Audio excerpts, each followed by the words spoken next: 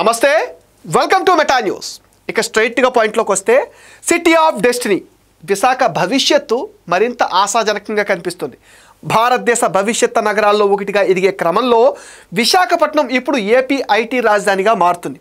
సహజ అందాలు, పారిశ్రామిక ప్రాధాన్యం ఉన్న విశాఖ నగరానికి కూటమి పాలనలో అత్యధిక ప్రోత్సాహం లభిస్తుంది.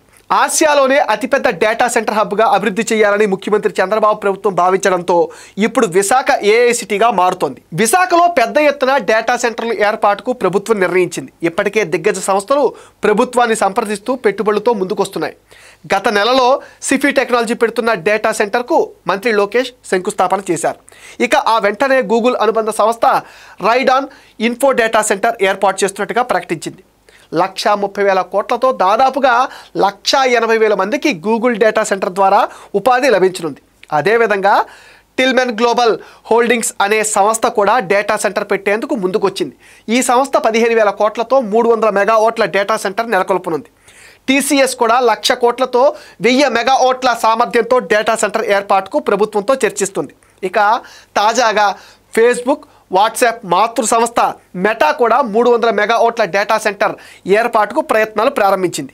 ఇలా ప్రపంచ ప్రముఖ సంస్థలు అన్నీ విశాఖకు తరలి వచ్చేందుకు క్యూ కడుతున్నాయి. దీంతో విశాఖ నగరం టెక్నాలజీ రంగంలో దూసుకుపోతుంది. కొద్ది రోజుల్లో టీసీఎస్ డెవలప్మెంట్ సెంటర్ ప్రారంభం కాబోతుంది. 1,400 కోట్ల పెట్టుబడితో ఏర్పాటవుతున్న టీసీఎస్ సర్వీస్ సెంటర్ 12,000 కొత్త ఉద్యోగాలు తీసుకొస్తుంది.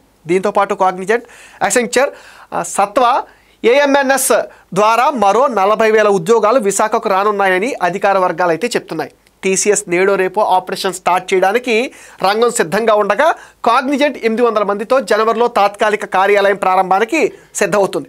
ఇలా ఒకవైపు ఐటీ, మరోవైపు డేటా సెంటర్ల ద్వారా ఏపీ ఐటీ రాజధానిగా ఆవిర్భవిస్తున్న విశాఖ కేంద్రంగా మరికొన్ని పరిశ్రమల ఏర్పాటుకు ప్రభుత్వం పావులు కదుపుతోంది. కూటమి ప్రభుత్వం వచ్చిన తర్వాత గత 15 నెలల్లో విశాఖ చుట్టుపక్కల వివిధ పరిశ్రమల స్థాపనకు ఒప్పందాలు కూడా కుదిరాయి. ఇలా విశాఖ రీజన్లో కొత్త పెట్టుబడులకు కేంద్రం కింద 1,00,000 కోట్లతో పరిశ్రమలు ప్రారంభం కాబోతున్నాయి. ఎన్టీపీసీ 2,00,000 కోట్లతో గ్రీన్ హైడ్రోజన్ హబ్ అభివృద్ధి చేస్తుంది. ఆర్సెలర్ మిట్టల్ 1,30,000 కోట్లతో స్టీల్ ప్లాంట్, క్యాపిటివ్ పోర్ట్ నిర్మించనుంది. వీటి ద్వారా 1,00,000 ఉద్యోగాలు వస్తాయి. మరోవైపు డేటా సెంటర్లకు అనుబంధంగా ఆర్టిఫిషియల్ ఇంటెలిజెన్స్ రంగంలో ఏఐ స్టార్టప్స్, ఏఐ ఆధారిత ఇతర కంపెనీలు విశాఖకు రానున్నాయని విశ్లేషిస్తున్నారు. డేటా సెంటర్ వల్ల high speed computing, animation, gaming, VFX, AI cloud రంగాలు అభివృద్ధి చెందే అవకాశం ఉందంటున్నారు. దీనివల్ల ప్రత్యక్షంగా ఉపాధి పొందే వారికంటే అంతకు 10 రెట్లకు పైగా పరోక్షంగా ఉపాధి లభించే అవకాశాలు ఉన్నాయని నిపుణులు విశ్లేషిస్తున్నారు.